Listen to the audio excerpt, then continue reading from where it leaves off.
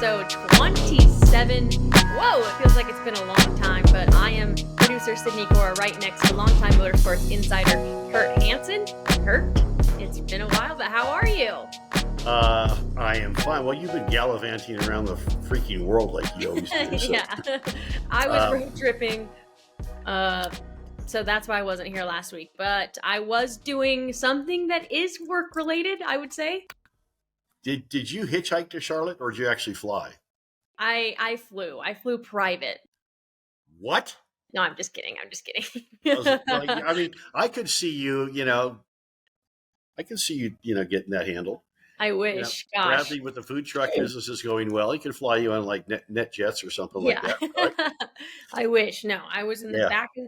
I was in the back of the plane, right next to the toilet, both ways. Okay, that's okay. That's a lot of information. It's humbling. It's humbling. Yeah, we won't unpack that. Yeah. But what airline did you fly? United. I like United. Yeah, I like United too, but like, what happened to the planes with the freaking nice chairs and the TVs in the back? Like, what do they only have like 2 of those? So how do you get on one of those planes? Like, I've had I used to get those planes a lot, and now they're just gone. They're like, no, fuck people. They don't need to have comfortable chairs.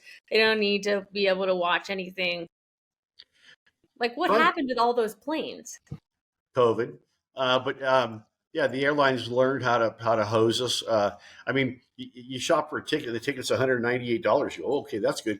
And by the time you get them with all their fees, and then you got to check your baggage in the thing that's like this big.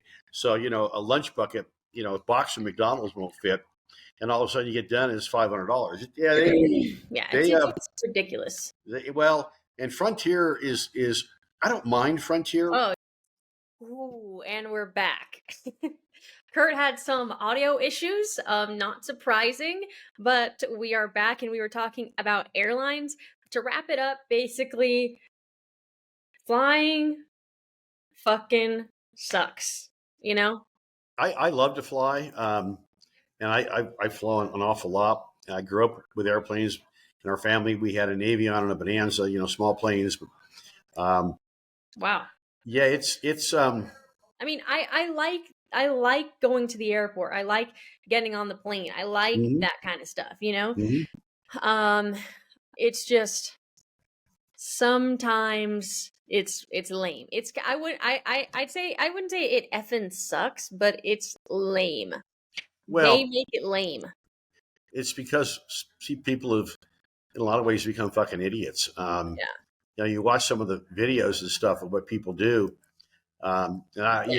It's been known for a long time. I mean, airline armrests and seats and carpets are, worse than licking a toilet in an outhouse. I mean, yeah, I know they don't clean them. Yeah, I like to fly United. I like to fly Delta. Actually, I really like Southwest. Because if something changes, you get credit for the future. I just had an unpleasant experience with United, but that's besides the point. Yeah, because of their policies. They look for every way to not give you a fucking thing. It's kind of like Russian roulette with the airlines anymore. Frontier, I don't mind Frontier, but the seats don't recline per se. I call them the autopsy tables of the airways because they're rock hard, they're cold.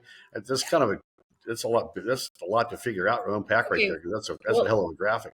But to wrap it up, if anyone watching this knows which airline you're most likely to get a better plane on, let us know. Leave a comment, okay? Airbus, most everybody flies Airbus 320s now, but I like Delta. They're not the cheapest, but you got all the toys. I like to fly that kind of that moderate first class thing. I think business class or whatever. You get more room. You get the TV. You get all the good stuff. I'm a big fan of Delta, but we'll leave it at that. But I want to talk about what you did because so basically, my best friend is she's an engineer and she's working out in Charlotte right now, a little bit outside of Charlotte. So we went, and I guess I didn't really what's the word? I just had a brain fart. I didn't register this in my brain that the NASCAR Hall of Fame was there. So I was looking for things to do around Charlotte, and then that was basically the first thing that popped up, and I'm like, oh no, that's a no-brainer. We got to go check that out.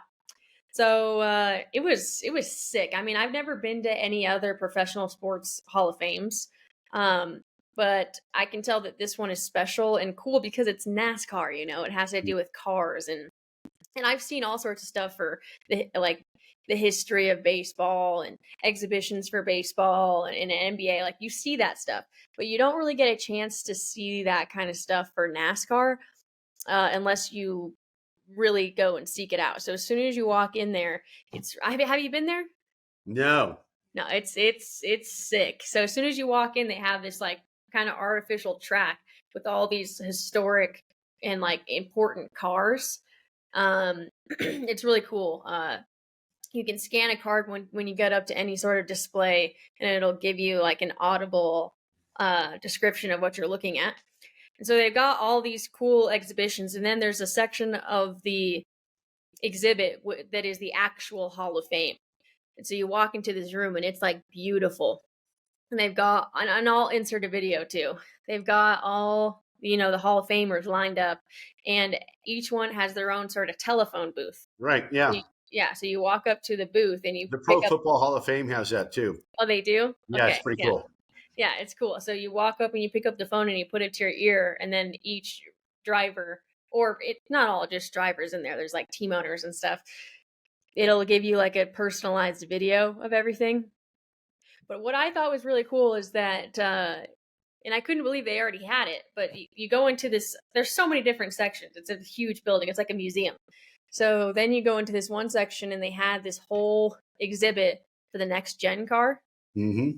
And they kind of take you through like how they engineered it and built it, and they have the original model there, and like just all this just cool fun stuff. But I think all these suits, and I'll insert videos and pictures and stuff.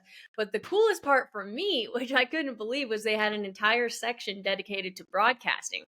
And so they had this area where you could sit down and put a headset on and do play-by-play essentially for wow. the race. Did you do it? Yeah, I did. Sydney, I gotta grab a water real quick. It's a little toasty here in the Mile High today. I got the door open, and Okay. my mouth feels like the Mojave Desert. Hang on. All Keep right. telling your story. Okay, I'll just wait for you to get back. Okay, I'm over here. I'm getting water. Water. I've heard it's good for you. Actually, This is vodka, but So did you do the play-by-play thing? Did you get on and do it? Yes, I did. So basically, there's this big screen in front of you, and they're showing you a race, and they give you a script, so you can just read the script, and it records you, and you have like the headset on and everything, and it's cool because anyone can do it, Oh, cool. Do you think I'd be any good at it? Yeah, I was like, oh my god, I was like, dude, if Kurt was here, he would love this because this is hilarious.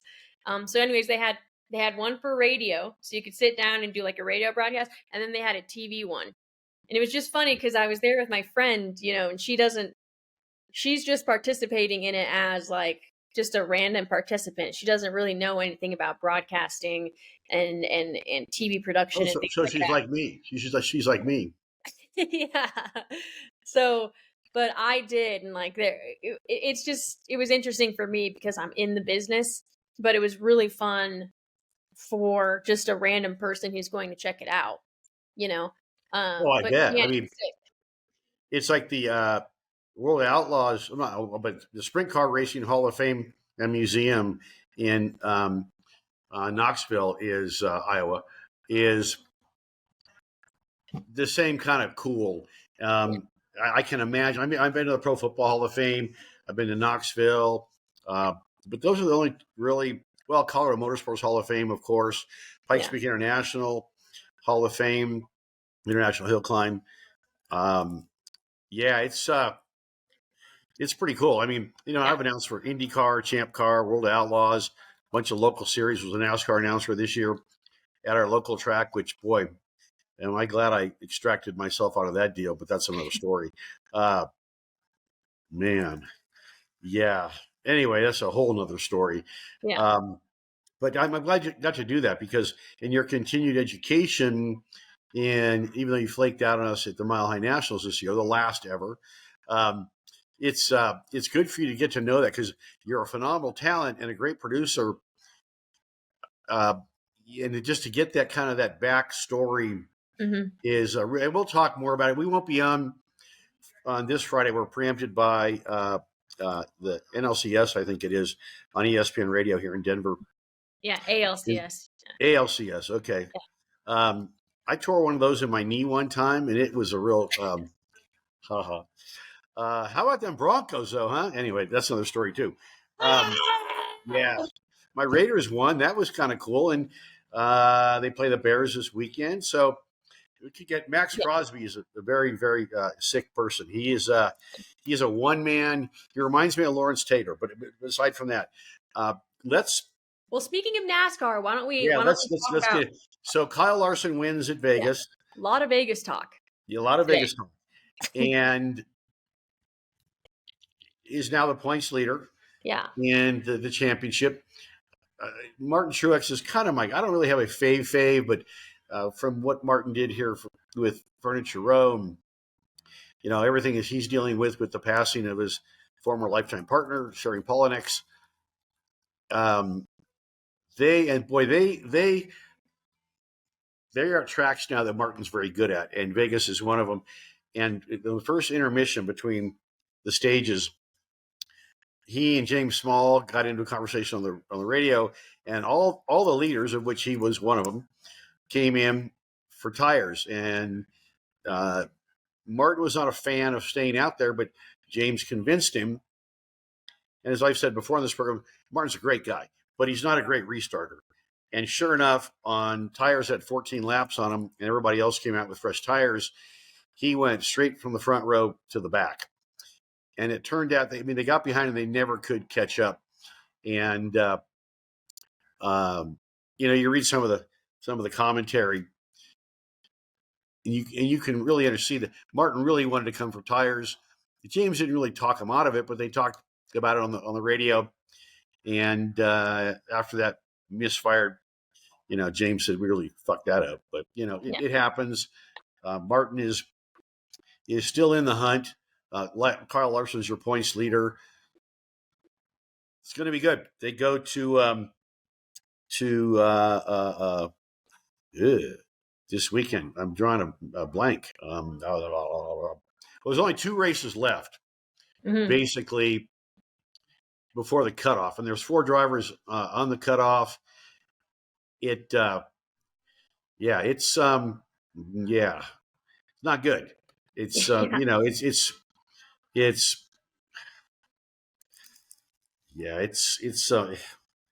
they kind of screwed the pooch, and I'll leave it at that. It's a shame, because they're right there. Now, having said that, wait, you're saying IMSA? No, Martin Truex. We're talking about Kyle Larson winning the South Point 400. Right, they go to Homestead, Miami this weekend, and then they go to Martinsville, which is the final cutoff race, and then they go to Phoenix for the series finale. So it's a lot to unpack there, and there's a lot of really good drivers on that second tier of on the bubble. See what happens. I mean, Kyle Larson's a closer. As I've said many times, he's a sprint car driver, man. All they do is restarts, and he's very good at it. Yeah. So I'm excited to see what the season holds, or the end of the season holds. I won't be in Phoenix this year, unfortunately, for the finale, but it's definitely an interesting season, and I can't wait to see how it finishes. I've got some. I don't do predictions. You've heard, but I talk about leans, but I'm going to reserve that because it's going to be good. Yeah, can't wait to watch. I'll be watching this weekend.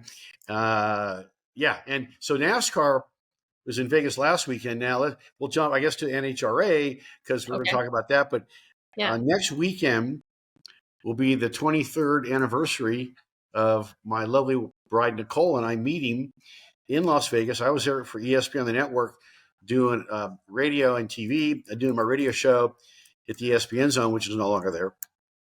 and we met. Her family was there for a gardening convention because they own a very popular and spectacular business here in Colorado, Nick's Garden Center. And it's probably the biggest in, Nick's? Really? I thought I told you that. No, I didn't know that. I love that Yeah, place. everybody does. I've Yeah. actually been on airplanes and start talking to people. And they're flying to Denver, and I'm going to Denver, and we start talking. And I say Nick's, and one time I had this lady turn and look at me. She says, about 40% of the money I've made in my life I've spent at Nick's. I'm like, God bless you, because you put my wife Yeah, through dude, they have college at great. CU and the kids. Yeah, so yeah, I don't know how I got into that topic, but so we met in Vegas. They were there They for were there. gardening They're convention. there for a gardening convention. Yeah, gardening convention. And she walked into the ESPN zone. It was like somebody punched me in the face with a Mike Tyson right hook, and we are here. But so yeah, NHRA goes to Vegas this weekend. It was the AC Delco Nationals the year I met my wife. I don't know who the sponsor is this week. I don't really care. But boy, oh boy, what a crazy season! I mean, we've had Justin Ashley on the program, a bunch of times, Mm-hmm. and Elon Werner, our good friend, who's very plugged into the NHRA. Yeah. Leah Pruett has hung around all season long. Yeah, Leah Pruett is And now that she's he the won points last weekend. Tony Stewart Racing did a doubleheader last weekend. Matt Hagan won in Funny Car. Leah won in Top Fuel Eliminator, if you're an old schooler. She now leads the championship. And Ashley Torrance, I think Steve Torrance is third. Coletta is second. But it's this close.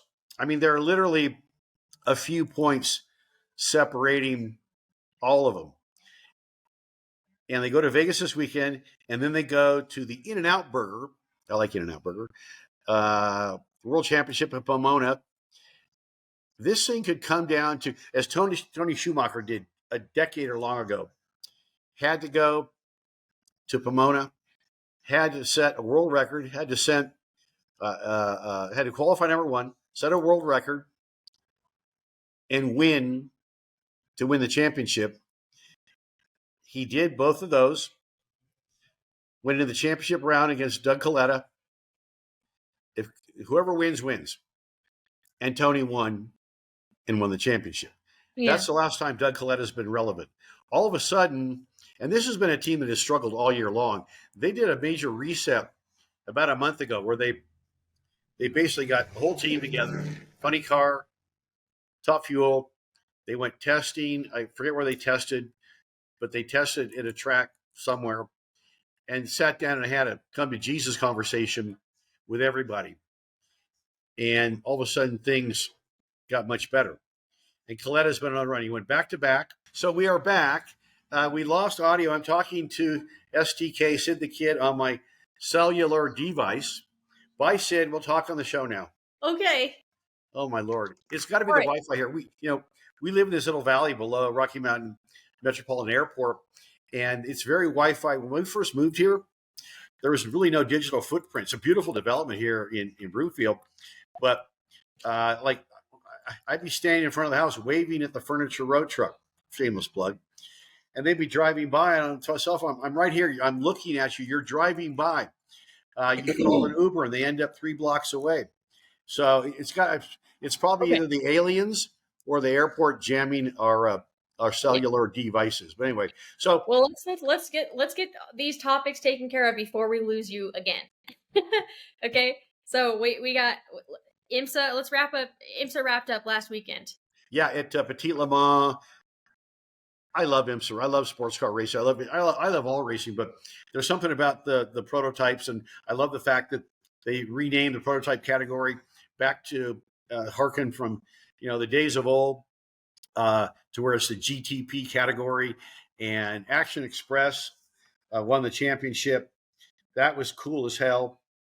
And I'm getting a phone call. I'll have to throw that away. Hang on. So, yeah, it's the guy buying my Bronco. So anyway, 26th annual Motul Petit Le Mans. I am reading Petit Le Mans. And it was the inaugural season of the LMDH category. Cadillac Racing, good for them. I'm just some other points. Oh, and they, Corvette Racing wrapped up 25 years of IMSA and is no longer. They'll be participating in a different category, but no more, Corvette and Cadillac or GM participating in their category. So we'll see what happens next year. New cars coming, all kinds of cool stuff. I didn't even do a deep dive. And sorry, that's the guy in ironically, Las Vegas that is buying my Bronco. So I'll have to call him back. But exciting season. Really good season of IMSA racing. It's only 99 days until the Roar before the 24. And no, there really isn't an off season. And if you count the NHRA wrapping up it basically at the end of early November, and NASCAR at the end of November, and Formula One at the end of November, there's not a lot of time off. There really is no off season on that topic. NHRA wraps up a couple of weeks. I said at the Fairplex in Pomona, which is really a cool place. IMSA done, IndyCar done, of course. NASCAR, they'll be first week in November at Phoenix. So they wrap up early in November. Formula One later, but Formula One this weekend goes to Circuit of the Americas. I've been there when I was doing some TV stuff with Trans Am. Very cool place. Austin's a cool place. A little too liberal for my means, but that's a whole other story. But a cool place. It can be very hot there. The weather's very weird in Austin. I've been there where it's hotter than Hades, or as people might say, hotter than the doorknob to hell. And I've also been there when it is raining so hard you can see salmon spawning in the pools of water. So, what else do we have on the rundown? I forget. Well, the last thing we'll finish off the show with Logan Shewhart. Oh yeah, and, World of Outlaws. Yeah, so it's his grandpa's team. I think it's his grandpa. Anyway. Bobby Allen, who I watched race in the 80s and 90s, phenomenal driver, part of the Pennsylvania Posse. I call this a Pennsylvania Posse 2.0 with Logan Shewhart. And, oh, man, I'm having a senior moment. You're having a lot of those today. My brain is pretty overtaxed, but Jacob Allen. Thank you very much. So Jacob, kind of a weird season, but Logan, fifth in the championship right now. There's only a handful of races to go. They wrap it up at the dirt track at Charolette for doubleheader. And here we go again. The most consistent man in maybe the history of the World Outlaws, Brad Sweet, is leading over David Gravel again. We were at the same point last year. It got down to it was 9 points, I think, when they left Lakeside to go to Charlotte. So, but again, Brad Sweet last year completed every lap of the 2022 season. Almost an impossible thing. But probably what kept Carson Macedo from winning the championship was he did not. Carson is right back in familiar territory. So it's Brad Sweet, David Gravel, Carson Macedo, the Californian from Lemoore, California, home of big-time badass Air Force Base. Anyway, so that's it. It's winding down. You wouldn't know it by the weather today here in Denver, obviously, but it's coming. It's coming, and we all know that. No radio show Friday. I do want to wrap up with this. So if somebody watching is a fan of Gas Monkey Garage, Fast and Loud, the whole deal, as I call it, Fear of the Beard, Aaron Kaufman and Richard Rollins. I binge watched that during the pandemic. I still watch it like crazy. Like a lot of Fast and Loud, Netflix, Drive to Survive, Gentleman Driver, my friend Tony Calderon's movie about gentleman drivers in IMSA and in World Champ. Not actually, take it back, not in IMSA, but in WEC, World Endurance Championship Racing. Got a lot of 12 o'clock high, Perry Mason. I'm just kind of reliving the moment, right? That it seems like so long ago. Aaron Kaufman moved here to Colorado. I met him when he raced the Falcon that he restored on Fast and Loud, Gas Monkey Garage, whatever you want to call it. But Aaron was really kind of the he is a master builder, but he was really kind of the guts of the program. And he and I have become very good friends, and we're working on some projects together. He will be on this podcast coming up. He's supposed to be on the Friday radio show. We were going to call it Musings with Aaron and do a half hour with Aaron, because he is an incredible guy, and he's got life stories and car build stories and gas monkey garage stories that literally will make your toes curl. So he'll be on the podcast soon. He'll be on Race Central Radio from 3 to 5, The Drive, on ESPN AM 1600 next week, and streaming around the country and around the globe with the Car Excellence, Sid the Kid doing her deal, the master no disaster, the masteress of no disaster. So look forward to Aaron Kaufman here on the video cast. He'll be on the radio show. We're going to do a part 1 and part 2. Part 1 will start next week. And then we're going to do some TV stuff together, which will be a lot of fun on Race Central TV, which you can watch anywhere you can hear my voice in North America. You can also watch us around the globe and find us easily at racecentralmedia.com. So, Sid, I guess that's going to put a wrap on it. Yeah, you're glowing as always. Say hi to Bradley the Manly. I will. I won't see you this Friday because we're preempted for ALDS. ALC. Again, I tore one of those in my knees. And we'll do this little gig we call the video cast next week. Watch Race Central TV. Follow us at racecentralmedia.com. Sign up for the newsletter. There's tens of thousands of you have at racecentralmedia.com. And Sydney, have a great weekend. What do you got planned? Work. That's right. You're running the board tomorrow night. You're cheating on me. Baseball. Baseball's been very, very good to me. Yeah. So stay tuned for Aaron Kaufman on the radio show the next week. Stay tuned for him on Race Central TV and on the video cast. Sid, have a great weekend. Say it to Bradley. And as I like to say, see ya. Woo! See ya.